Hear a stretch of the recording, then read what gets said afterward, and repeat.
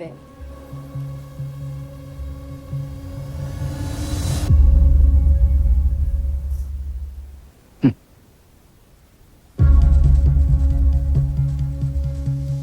Ikaw si Audrey? Audrey Regalia?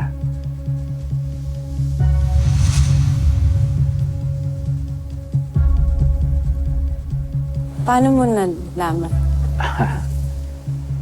Bakit Elaine ang pakilala mo sa akin? Layo naman, Audrey. Teka lang Elaine. ha. Ikaw nga eh. Hanggang ngayon, hindi ko pa rin alam kung anong tunay mong pangalan.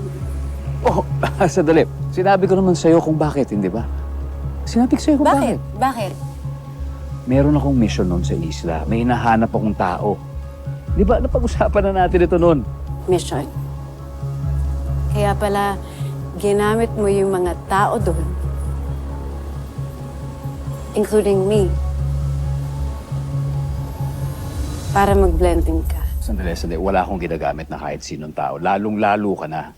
Nagkataon na yun ang nature ng trabaho. Wow! Wow, ha? Elaine, Audrey, ano ba? Bakit? Baliwala rin naman ako sa'yo, di ba?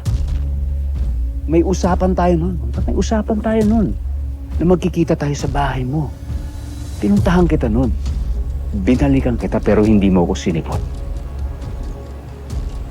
Tapos itong kwentas ko. Nalala mo to. Mahalaga sa akin to. Sabi, tinapon mo lang sa basurahan. Oh, bakit ka nagkakaganyan?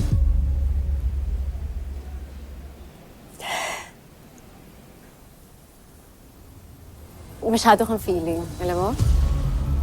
Anong tingin mo sa akin, ha? Hindi ako nakapag-move on sa'yo? Na wala akong life? For your information, lumipas ang 8 years na never ka sumagi sa isip ko. Never? Ayaw mong mahanap yung gusto niyang ipahanap. I'm just looking out for her. It's for her own good. Ano, Seth? Siguro, ex-boyfriend niya pinapahanap niyan. O kaya baka siguro lalaki ng loko sa kanya. Talaga ba?